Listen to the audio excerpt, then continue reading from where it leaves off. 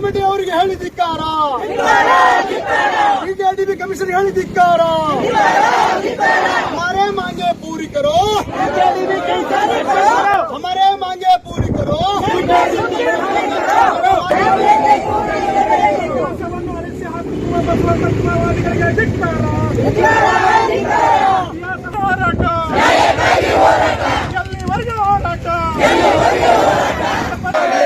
ಬೀದರ್ ಜಿಲ್ಲಾಡಳಿತಕ್ಕೆ ಕವಡೆ ಕಾಸು ಕಿಮ್ಮತ್ತು ಕೊಡೋದ commissioner suspend ಆಗಲೇಬೇಕು.